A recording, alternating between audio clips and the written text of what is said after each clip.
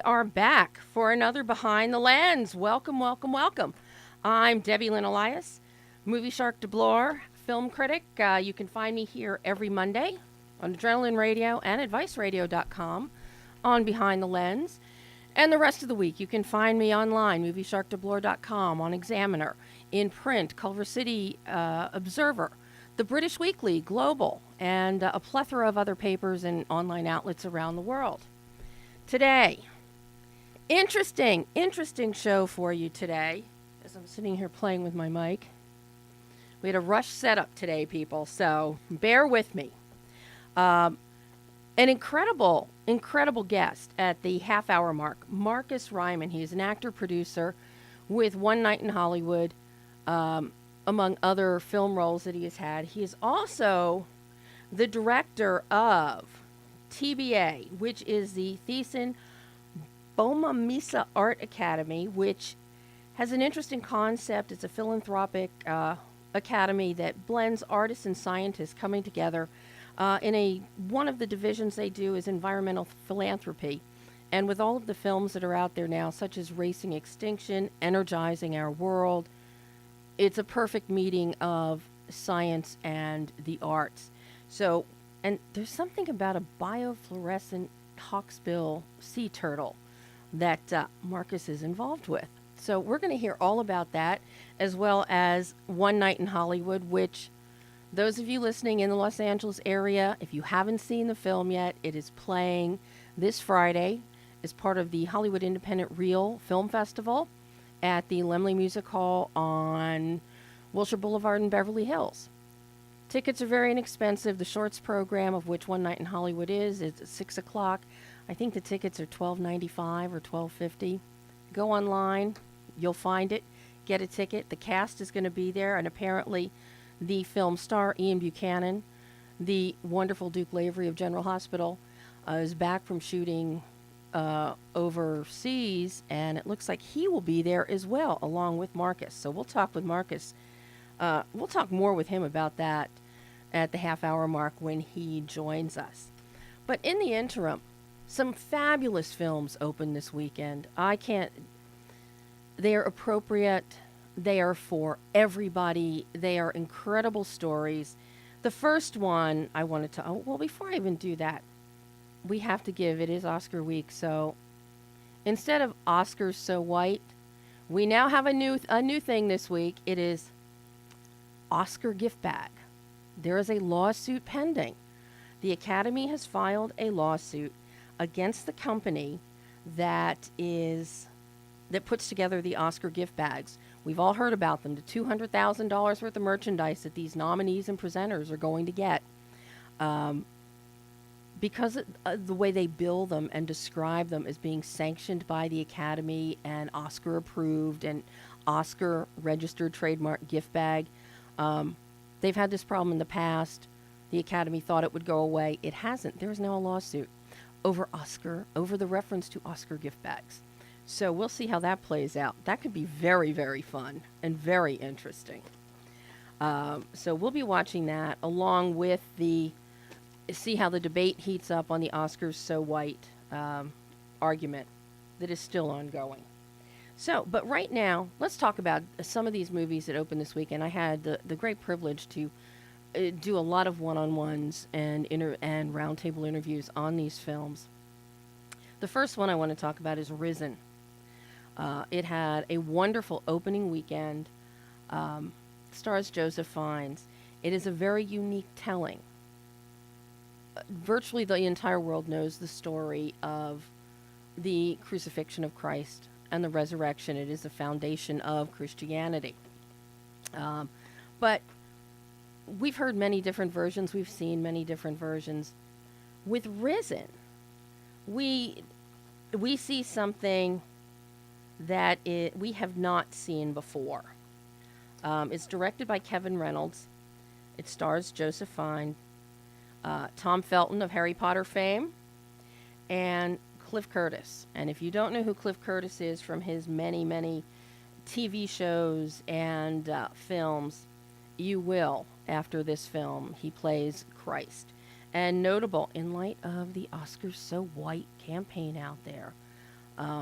Where the film is really getting some kudos is because typically Christ in all these film adaptations and TV adaptations over the decades has been presented as, white, brownish blonde, gorgeous curly locked hair, blue eyes. However, considering when you look at DNA, when you look at genetics, obviously in Jerusalem, in Bethlehem, in that region of the world, you're not going to have a blonde-haired, blue-eyed Christ. That would be miraculous. Cliff Curtis is from New Zealand. He has the swarthier complexion, dark hair, and I have to say, he is incredible in the role. But the premise of Risen, for those of you that have not read anything on it or seen anything on it yet, is it is told from a totally unique perspective of a Roman tribune named Clavius, who is ordered by Pilate to find the body of Christ. After he is crucified, after he is buried, he wants him to go find the body of Christ, which has mysteriously gone missing from the tomb. He's expecting rabble-rousers, he's expecting rebellion, he's expecting zealots to raise their arms, and he wants to squelch that. So he sends Clavius. And in the hierarchy of Rome at that time, a tribune is just below the Senate. He's managed to survive through decades of wars. And something very unique about this character of Clavius is he's very intellectual. He's very aware. He's very spiritual. He prays to the god Mars. He's very open-minded. And he looks at everything very analytically, which is what comes into play with Joseph Fiennes' approach as Clavius, viewing this as a detective story. Think CSI, think Bones, and he is on a mission, on the trail, to find this missing body. The first thing I talked to him about was approaching the character of Clavius and embodying all those characteristics of the intellect, the awareness, the spirituality. And this is what Joseph had to say. This is a perspective we haven't seen before, as told through the Roman soldier, through the tribune. And how is it coming at this as a believer, which I know you are, and so to approach this from this new perspective and to embody that and get into the mindset of a very intellectual Roman. It's not just not just a soldier. That was one of the key factors of Clavius, was that he was a very intellectual man, a very aware man, and a very open-minded man. True. You're right, and that's very interesting. You picked up exactly on the right level of man. He prays to Mars, so we know there's a spirituality there. He is a Roman tribune. He's pretty much the highest level in the Roman army. The next place would probably be the Senate. Yeah. He's probably at the end of his military career. Amazing he survived. A lot of them didn't past their 20s. He's exhausted. He's probably suffering from some form of post-traumatic stress or borderline. He looks up to the authority, to Pilate, but I think he's exhausted by it. I went to gladiator school and I worked with a detective, and I found out of that, the gladiator school in Rome, they knew to the nth degree about the way the Romans fought, the warfare of the Roman. And I got to look at some moves with the gladius and the sword, and they were like surgeons. They didn't slash and do all that. They were very precise, like a boxer. Bam, in, out, take him out, move on. They didn't waste time bludgeoning or anything like the Celts or the Germans or whatever with a huge broadsword. They were surgeons. They had the gladius, it was small, it was a stabbing device. So he's a surgeon. So you're right, he's spiritual, he's analytical by virtue of the way he fights. He would only go for the jugular or the tendon or something. He wouldn't just go anywhere, go for the places where it would take you out. So Make it count. Make it count. Surgical, economical, intelligent, and spiritual. the right man to go find the job to body of Christ, who we know is a hoax.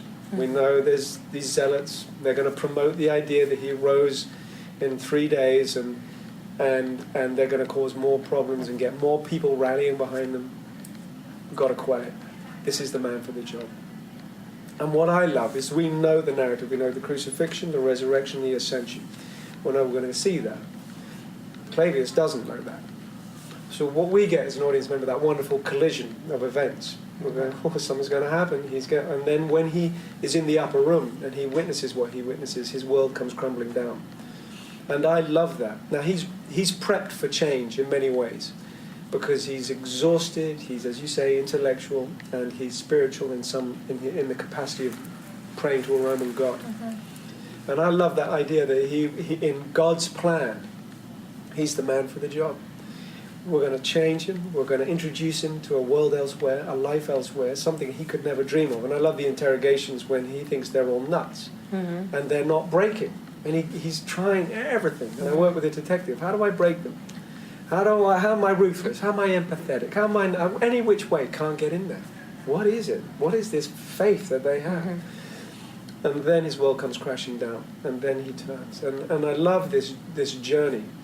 And we know the story, but we get to see it through the eyes of a non-believer. It's almost like we get to visit our own journey again, from when we first heard the story to how it arrested us. And so, whether you're religious or not, I also think the idea of a second chance, the idea of here's a man who's in the industry of death. He's killed this one particular man, and the man forgives him. Well, wouldn't it be wonderful if we all take a wrong turning and we're forgiven? Now, you don't have to be religious to understand the value of redemption. Right. So I love that. So I think the success of this, what Kevin Reynolds has done, is possibly served up a film where it's not revisionist, it's not deeply conservative, it's creative, it's true to scripture, and everyone can sit in the auditorium and love the movie. That would be my want, my wish. And I can honestly say, watching the film, Joseph is very correct when he says it allows you, even as a believer, to go through your own journey of when you first learned the Bible stories, when you first had the Bible teachings. But at the same time, as a non-believer, it opens up a piece of theologic history to you. So it's a lovely balancing act that he brings in the character of Clavius, but also that Kevin Reynolds maintains throughout the film on various levels. One of those levels, and as Joseph mentioned, is the inclusion of scripture passages within the film. And that was something that struck me, because Bible verses and passages that I have not heard in decades or thought about, they were touchstones, even for me sitting there watching it, these little nuggets. But are those nuggets, is that something that's important, or is that, again, a double-edged sword? And here's what he had to say. This was a big part of the discussion when we all got on board, and the Kevin Reynolds and our producers, Mickey and Pete, worked, and Affirm Films worked hard with ministers and faith-based communities to make sure that this is correct and respectful of Scripture. And what the overwhelming kind of positive response is, yes, it is, and we love the film. That's an amazing thing, because normally it's like, yeah, it's not close and we like it, but it doesn't do anything. Or the other side is, it's like it's a Bible school kind of Sunday school lesson, and it's so conservative. I'm a non-believer and a cinephile, doesn't do anything for me. But I love the idea that it might satisfy the whole demographic. And I think it will. For many of you, I know you're hearing these things about Scripture and, Christ and the resurrection and the crucifixion and the ascension. And I'm sure you're probably thinking some of the extremist films that have been out in the past few years that have really just gone so far over the edge, ramming things down your throat. Again, Risen rams nothing down your throat. It is the mystery approach to it of solving the mystery of the missing body that really hooks you. and then everything else follows suit. And part of the magic of the film is the incredible casting that Kevin did. Peter Firth plays Pilot, and it's a very interesting take on Pilot, I have to say. Tom Felton, we all know him as lovely Draco Malfoy in Harry Potter. He plays Clavius's right-hand junior officer, Lucius, and he is all gun-ho, do what Pilot wants, kill, slay, kill, slay.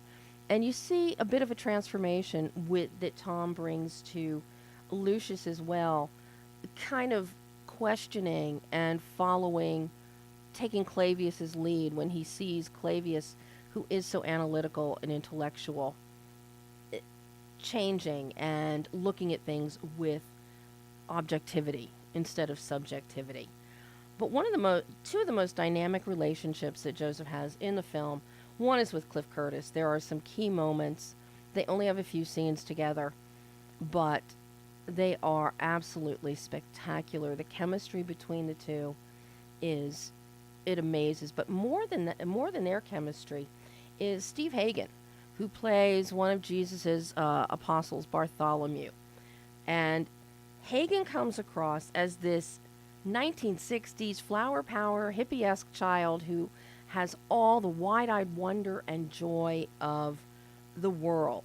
He adds a light touch to the film, and a lot of what exchanges between Joseph and Steve Hagen is in Joseph's reaction, just facial reaction to this childlike awe and joy that Hagen brings to Bartholomew. So I asked him about those dynamics. He's sort of my touchstone through those moments. I love that scene where he tries to Clavius tries to threaten him with the nail of the crucifixion. And there's that moment where he catches him out and whispers, "They're everywhere. Where are your disciples? They're everywhere." I love that. And you're right. He's in touch, and he's untouchable, and that's what Clavius can't understand. That his authority cannot reach this man, and that's an amazing thing. I worked with Steve, and I played Cyrano and Cyrano de Bergerac in a production, and he played Christian. So there's that love triangle between Christian, Cyrano, and Roxanne. So we already had an affinity. And you have another love triangle going on here with Clavius, Bartholomew, and Christ. Yeah, that's true. Yeah, so there's the triangles are everywhere. So that we felt very comfortable with each other, and that was. But that's also to do with Kevin Reynolds casting the right people, the right tones, and I love that Christ, Cliff, not in your blue-eyed blonde Jesus. That for a lot of people, there's been much talk about casting and Hollywood films and getting it right, and looking Middle Eastern. I think is appropriate. Yeah. And when you look back on Joseph's career, he has played some very dynamic characters. He played Martin Luther, another very powerful and important figure in religious history and history as a whole, in the film Luther. He was in The Great Raid, which is the telling of the true story of an escape from a Japanese prison camp during World War II. Most people know him for Shakespeare in Love, Running with Scissors. And then last year, he was in the film Strangerland, which was a very quiet and interesting, but yet emotionally powerful film. So I asked him, he's played Martin Luther, he's played so many significant and diverse characters. What does he look for when he's choosing a character to play? What appeals to him? You mentioned Martin Luther, and there's one or two others that are really interesting in that they're the guys that raised. I've said this in one other interview. They raised the bar in terms of what they believe in. It's a faith and it's a positive belief and a moral code and conduct. And we all want to live by that, and sometimes we let ourselves down. So it's lovely to look at rocks who weather the storm and who are isolated by their beliefs in the face of a greater authority who comes down heavy on them, and they just remain solid. and they stick to their belief, and I love that. So I'm sort of gravitated towards those sort of voices. And for all of us, it's a good thing that he does. I'm very pleased that he does. But without a doubt, if you get a chance, see Risen. The mystery detective aspect of it alone will intrigue you. The locations are stunning. The performances are top-notch. And you'll find more about Risen on my website and other places with some of the other interviews with Cliff Curtis and the producers, plus writer Paul Alio. So, Risen is in theaters now. It's by Affirm Films. Go see it. And I know that my aunt and her church ladies down at Cottonwood Baptist, they will be going to see it. So I'm very happy about that. Another film that opened up this weekend is Race. We're going to take a short break first, then we'll come back and we'll talk more about Race, which is timed perfectly for Black History Month.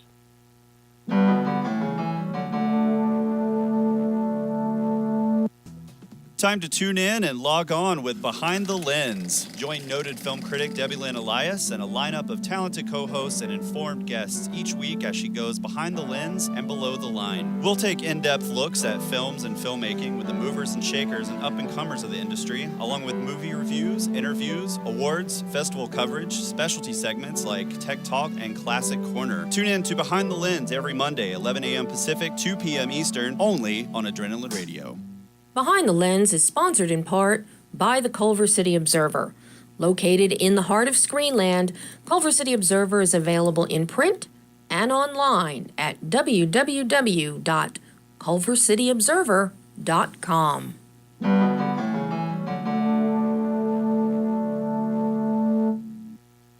So, we are back. So let's talk a little bit about race. Nobody can say that we are not being very diverse on Behind the Lens. Let me tell you, we've got religion, now we've got race, the Jesse Owens story. This is a fascinating story. Olympic aficionados out there and people that have followed the Olympics for years and know some Olympic history will love this film. As somebody that had, in the past, in 1984, did PSAs on the Olympics, and did a lot of research into the history of them, I am enthralled with this film and what writer-director Stephen Hopkins has done. It is absolutely fabulous. There's never been a real story on the behind-the-scenes of Jesse Owens. We all have seen those grainy images that have peppered TV screens every Olympics, that there was a television biopic on him, but never a big screen. This film concentrates on the years 1933 to 1936. 1933, when Jesse went to Ohio State University, came under the mentorship of Coach Larry Snyder, and then, against all obstacles, went to the 1936 Olympic Games in Berlin. What's significant about from a historical standpoint, the 1936 Games is it was at the height of Nazism. Hitler was trying to put a brave face and whitewash everything so that the world would not really see what was happening in Nazi Germany behind the scenes. So it was very important to him to have the United States come, and he wanted to actually make these, quote-unquote, the Nazi Games. We have to give the Germans and Adolf Hitler credit for inventing the modern games as we now see them. The releasing of the doves, the parade of nations, the glory, the spectacle, the grandeur. That's all thanks to the Germans. They knew how to do things big. But also, what we know, a lot of what we know and what we see is thanks to German filmmaker Leni Riefenstahl, female filmmaker, and she was a real protege of Goebbels and Babelsberg Studios. To make her film Olympiad, that was sanctioned by Hitler, she filmed everything. So all of those images that you see and have seen over the years, that's all from female filmmaker Leni Riefenstahl. Now think about that. In this age of Oscars so white and the diversity arguments, we've got the Nazi regime behind the Olympics. We've got a black African American running. We have a female filmmaker involved. 1936 could have been more diverse than 2016 is in some respects. But what now happens with this film called Race is we go behind the scenes. We see the debates between U.S. Olympic Committee President Jeremiah Mahoney and the future International Olympic Committee President Avery Brundage.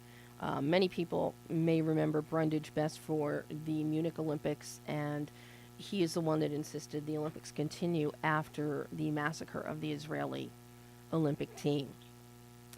But all of this plays into how Jesse Owens got to the 1936 Olympics.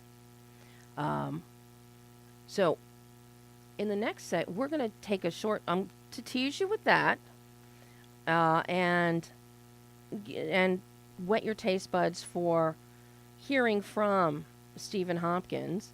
I'll let you ruminate on that. But right now, we are going to welcome Markus Reymann is here. Hello, Markus. Hey, Debbie. How are you? I am fine. How are you? I'm very good. Thank you very much. Have you recovered from jet lag yet? I have. It usually takes a day and a half, and then I'm here. So it's all good. I mean, so all the listeners know you flew in from Austria the other night just to attend the Hollywood Independent Real Film Festival, and now you'll be here through the week when One Night in Hollywood plays on Thursday night. On Thursday night, yes, we're very excited to be in another festival here in Hollywood.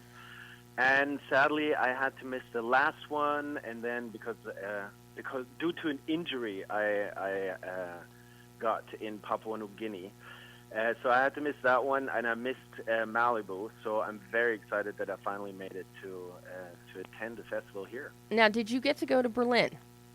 I went to Berlin, which was super nice because I lived in Berlin for 7 years, and it was great to be there.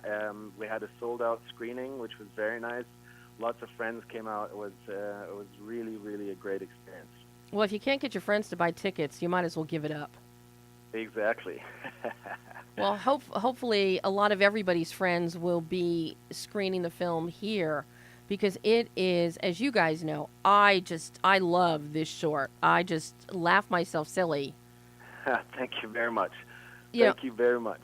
And thank you very much for your support so far. I know Sheri was on the show twice. Now I'm on the show, so I'm very happy about that. And we're going to get Ian on yet.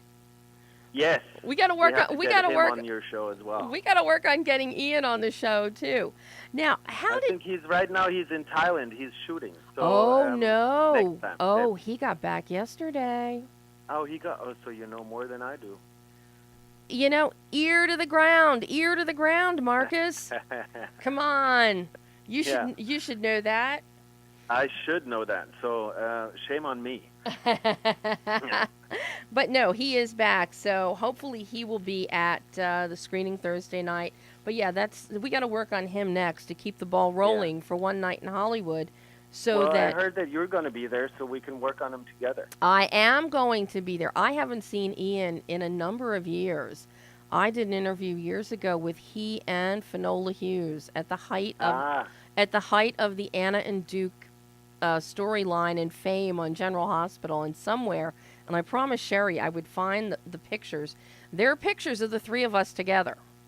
How funny. So he is an amazing colleague and a great guy. So let's work on him so that he comes back on your show. So how did you get involved with One Night in Hollywood? Because, so often with these, quote unquote, low budget, no budget, as I like to call them, and Sheri's approach with One Night in Hollywood is different than most because she's using this as a teaser for the feature film One Week in Hollywood. Exactly. So I got involved. It's quite a long story. I met Sheri I think 2.5 years ago at a screening through a mutual friend. And I just started coming out here, and I was looking to transition into like American film and TV. And so we got introduced, and she was at the time looking to shoot a short, which is called On a Dime, which is an amazing script for a short. And after reading On a Dime, I asked her to read everything else that she had, and I could see that everything that she had was very, very different. But you could always see her quality as a writer, which is like amazing. Yeah, Sheri has a distinct thumbprint. Instead of going the route of, waiting here until the phone rings and going to auditions and all that, Sheri and I decided to go the other way and develop a script, which is called One Week in Hollywood, which is the feature out of which we developed One Night in Hollywood. So it's been, as you say, the other way around, but it's been an incredible ride. We have a great team with us, and now One Night in Hollywood is picking up and has a really nice run on the festival circuit. So it's very exciting, and it's been a great ride with Sheri. What is it about this script? Because it is hilarious, but beyond the inherent humor, none of the humor is forced. I mean, it's biting, it's sharp, it's very dark comedy, but it's spot on. I mean, she nails, Hollywood to a T. But what is it that spoke to you in this script and that made you then want to jump in and, because you're one of the producers, but you are also acting in it? Yeah. Well, the thing is that the thing that spoke to me as an actor is always this question of how far do you go without corrupting your creative integrity? Mm-hmm. And since we're all in a mass media business, this is always the question that we always have to ask ourselves. So I come from the theater. I was in the theater for 9 years, which is a totally different game. And, you very much know what you get yourself into. But film and TV is a different beast. So you always have to ask yourself the question: will I take this role? Can I kind of justify it to myself?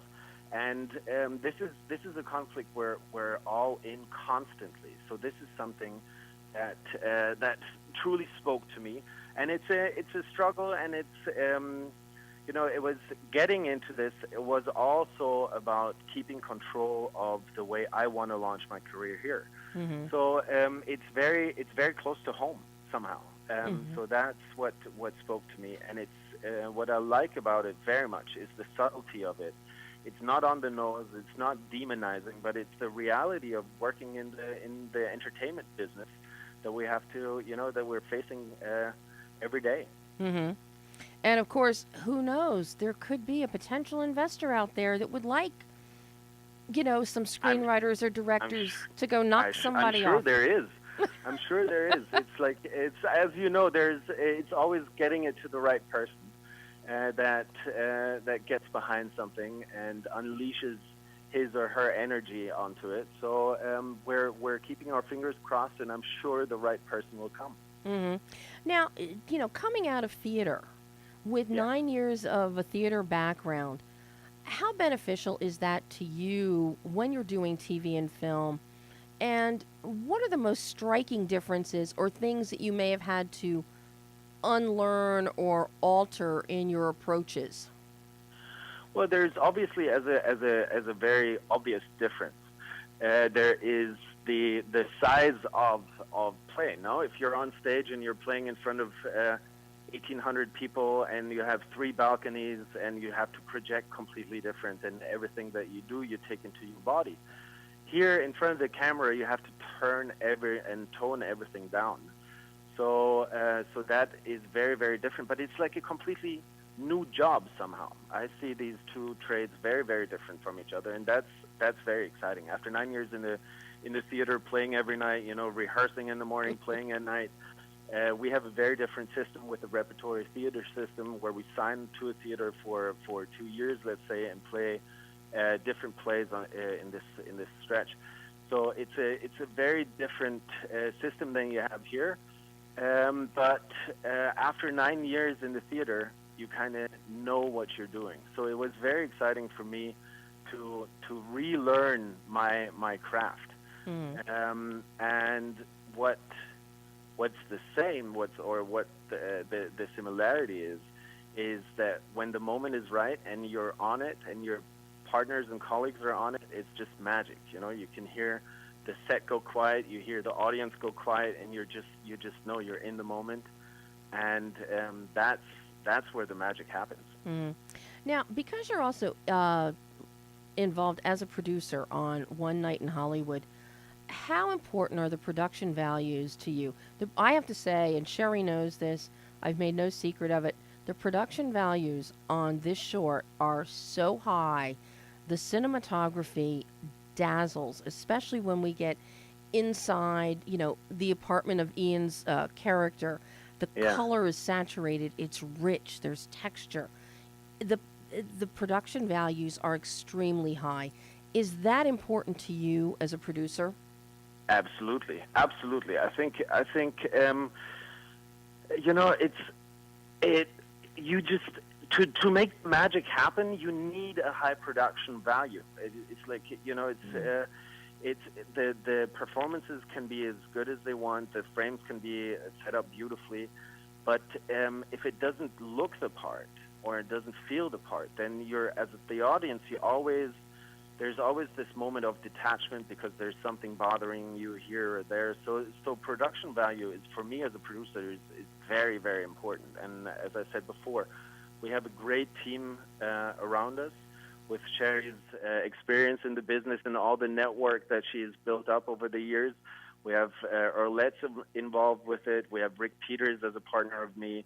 Billy Worth is on board. So that the team around it is extremely important to make to make this story come alive and to really make it believable. Mm-hmm. Now, coming out of the theater, do you think that also helps your eye with production values on TV and film?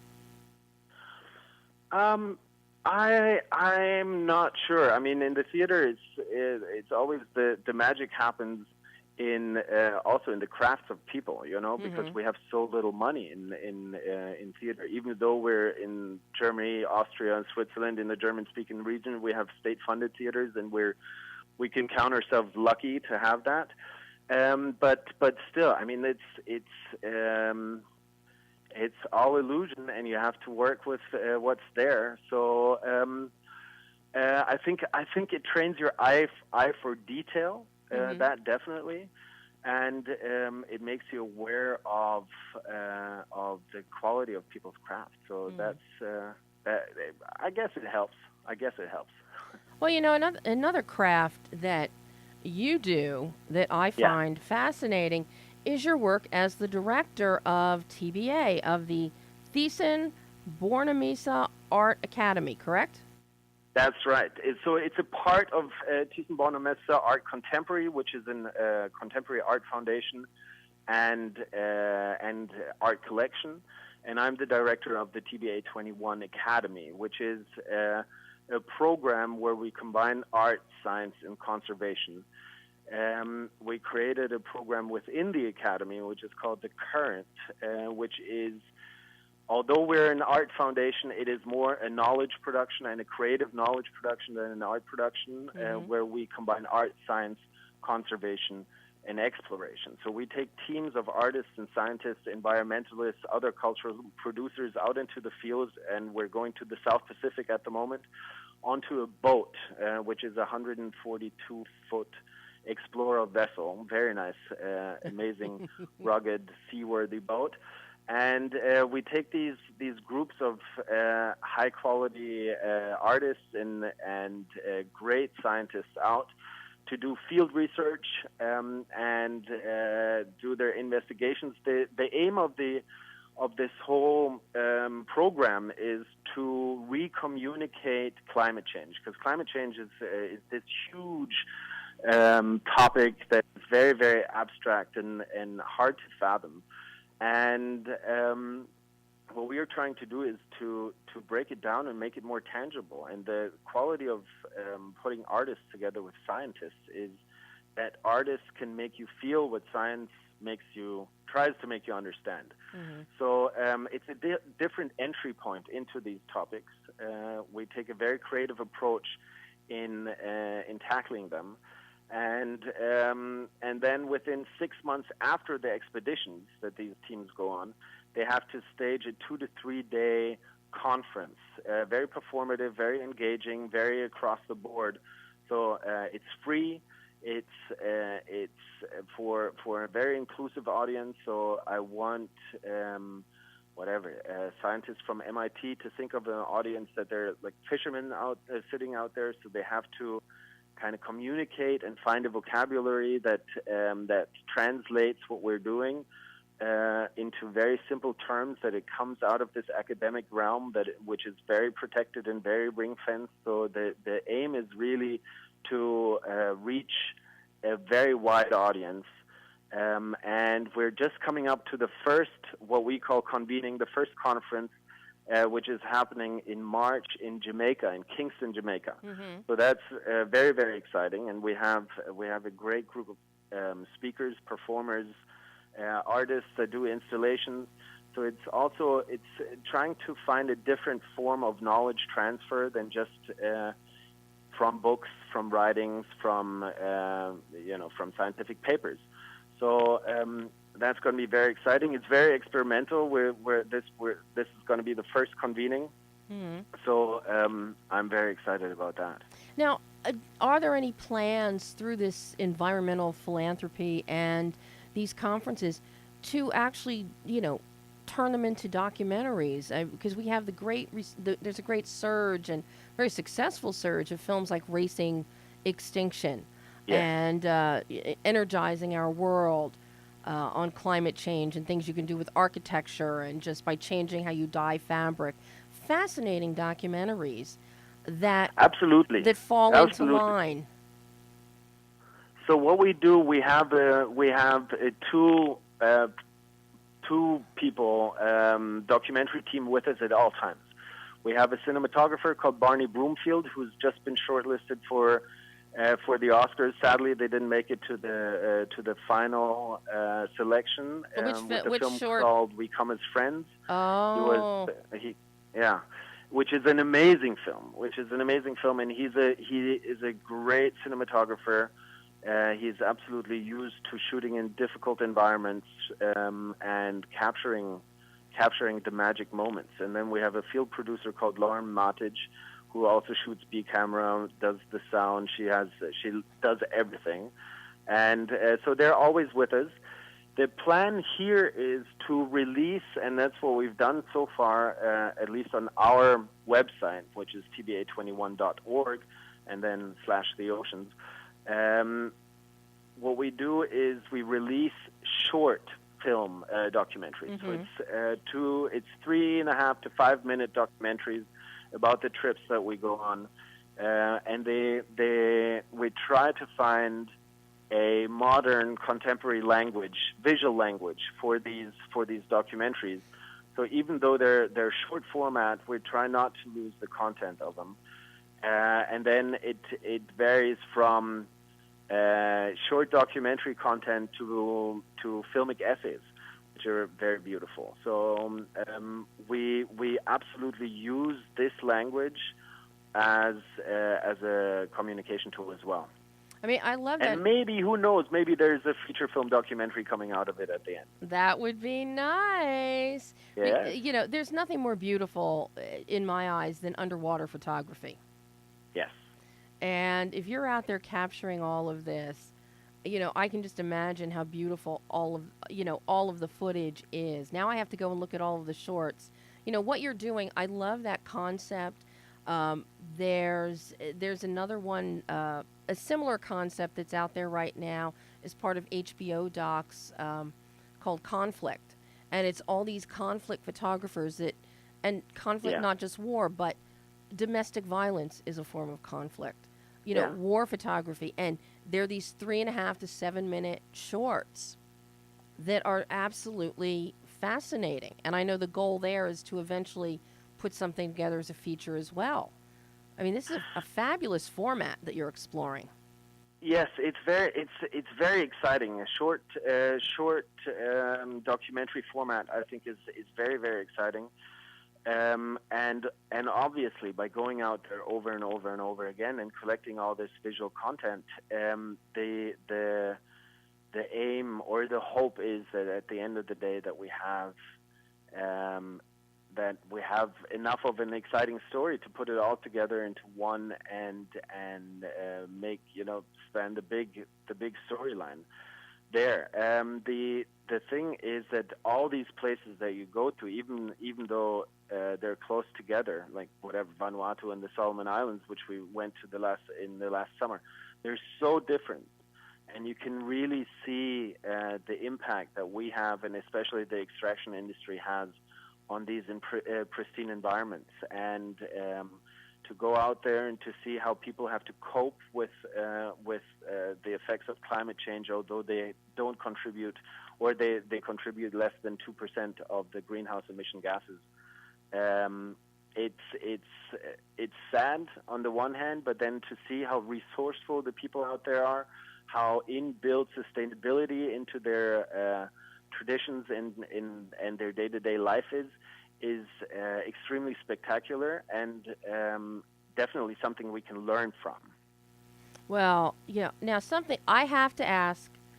Did you, the biofluorescent hawk-billed sea turtle? Yes. I love turtles. I am turtle crazy. I have to hear about this. You have actually photographed, filmed, and seen them up close. Yes.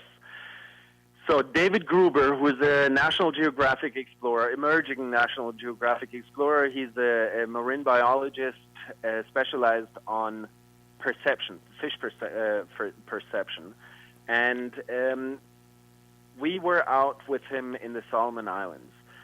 David has built this amazing rig for his RED camera, which he dives with, which is equipped with blue lights. These blue lights match exactly the spectrum of blue at 120 feet depth in the ocean. So what we do is we go out diving at night with these blue lights. What it does is it simulates the perception that fish have when they swim in this giant blue filter, which the ocean is. And we went out that night to look at crinoids. So we went out there, we looked at the corals, which already look spectacular. They're all fluorescent green, fluorescent red, fluorescent yellow, and it's like an acid party in the 90s. And all of a sudden, out of the blue, out of nowhere, this hawksbill turtle swims into the light and just lights up. Wow. And so David and I, we were the first people to ever see a biofluorescent turtle. They had never expected a reptile to be biofluorescent. They knew about fish. They knew, obviously, about the corals. They had found a shark. They had found a ray, but they had never expected a turtle to be biofluorescent. So this was actually last year, August, September, something like that, and it was quite a major discovery. So that was extremely exciting. Now, do we have a short film, a short documentary of that on the website yet? We do. We absolutely do. It's up on the website. You can see it. It's David explaining the concept of the biofluorescence, and you can absolutely see our excitement of finding a biofluorescent turtle in the middle of nowhere in the Solomon Islands, in nothing that we had expected to see, and I think our excitement transports quite well. Well, you know that between now and Thursday when I see you, I'm going to be watching that. You better. Oh, absolutely. Markus, I can't thank you enough. This has been just so much fun today. You will come back on the show again. I will. I promise I will be back. I'm looking forward to seeing you on Thursday, and thank you very much for having me. And everybody, you can still get tickets for the Shorts program, Hollywood Independent Reel Film Festival, 6 o'clock, Thursday. 6 o'clock. The 25th. Come out, everybody. And they're inexpensive tickets. They're inexpensive tickets, absolutely. It's either- so you it's should, either all of you $12.50. should come out and enjoy the short. Come out and hang out with us afterwards, and we can talk about the film, about the biofluorescent turtle, whatever you want to talk about. Well, I will see you on Thursday. Perfect. Thanks, I'm looking Marcus. forward. Thank you. Bye-bye. Bye-bye. Have a great day. That was Markus Reymann, actor, producer, One Night in Hollywood, and environmental philanthropist. So we're going to go back to Stephen Hopkins and race right now. We're just racing between topics here today. So I gave you the basic setup of what race is about in terms of the limited scope in the 3-year time period in Jesse Owens' life and his getting to the Olympics. But I talked to Stephen and asked him about the design construct with his longtime cinematographer Peter Levy and his editor John Smith, because this is a film. Stephen has done Lost in Space, Predator 2. He's House of Lies, Californication. Race is unlike anything he's done before. So it takes a collaborative effort to pull this off. Here's what he had to say. Obviously. I had to shoot the whole film in 9 weeks, and there were some days I'd shoot 7 pages. I'd shoot scenes in one take because that's what I had time for. So we know each other very well, so we know what we're doing, and I didn't want it to feel, Peter wanted to shoot it, sepia and gold, and so no, it's not. I don't want to make it feel like an old film. Do you know what I mean? It's more important actually that because of the fairy tale nature of the story that you actually believe it happened, and then there's some great, and also the 30s looked very kind of beautiful. They actually kind of, the clothes were crazy, the cars were bonkers. It's a cute looking time. Even you look at the African American heirs of poverty. We matched all the photos from his children of the house and how they lived and everything. So we matched exactly what they did. But sometimes when you match something, it doesn't tell the story. You have to tell us how it feels. To be there, and so. We wanted to take the cuteness out of it and make it feel as modern as I could. And, I said, we're not doing this film in golden colours because it's an old film. We're doing it gritty and real. There's a great beauty in gritty and real, I think. You shoot it a bit documentary style. But, there's a lot of beautiful shots in the movie. There's a lot of very grand shots, very epic scale shots. But, there are obviously integrated visual effects in almost all of those. They have to be. There's no way.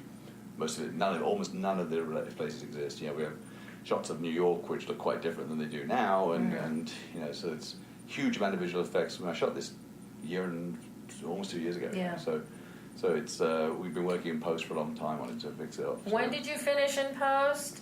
About a month ago. Just before Christmas. Actually, I'm back on Wednesday. I'm going to see the final version because we're still mucking around. So you could still tweak it. Oh yeah, no, just I saw some of the subtitles weren't quite right and things like that. But we finished it. I saw the version you saw in the end of November. We scored it in Berlin last summer with Rachel Portman, and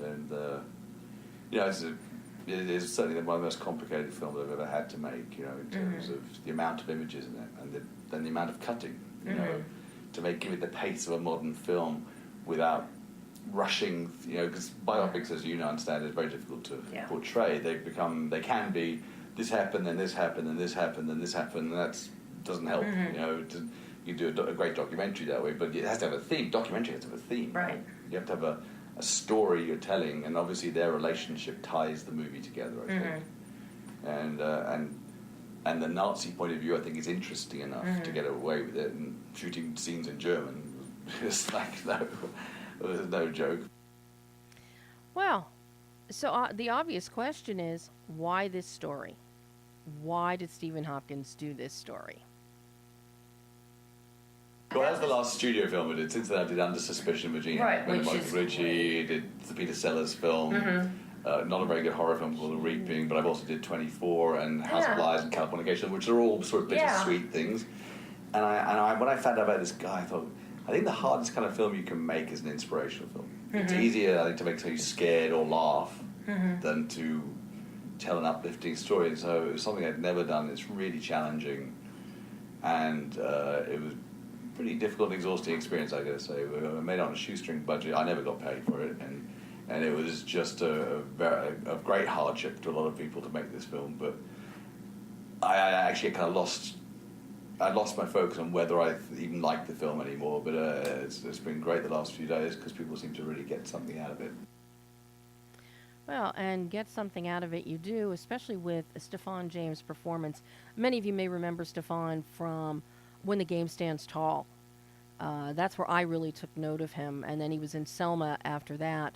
But to see him here, and I go into great detail in my review, which is up and out all over right now, of the film, of his work ethic and how he trained to actually run and have the physicality of Jesse Owens, in addition to the familial and personal aspect, much of which Stephan got from speaking with Jesse Owens' daughters. And yes, Jesse Owens' daughters were integral to the production of this film. But, you know, after Stephen Hopkins has made this film, worked with Stephan, worked with the Owens daughters, what stuck with him about this story? Yeah, he was overlooked. Yeah. People don't know him really, or know this. It was only when I found out about this, once you find out one fact, you go, what? And then you find another fact, and you just start tying them all together, and you see this amazing series of conspiracies really going on everywhere to make. Yeah, and most of this stuff is happening somewhere today, somewhere in the world, and I'm sorry to say that I think the athletics is going through a big Same thing. changes now. The Olympic Committee, there's a lot of corruption in there. A lot of people got paid for the Russian thing. A lot of people get paid for the Brazilian one. You know, FIFA is a scandalous chaos. You know, I mean, but sport is so big in the world, right? Yeah. It's probably one of the biggest industries in the world. Yeah, and when you sit here now in the 21st century and you take a look back at the times and what was transpiring there, and we do see so much of that in the film, it gives you a greater historical appreciation and perspective on the world and on sports. So we're out of time today. We'll be back next week. We will hear more from Stephen Hopkins. We will hear from Ciro Guerra, writer-director of Embrace of the Serpent, and we've got 3 special guests next week.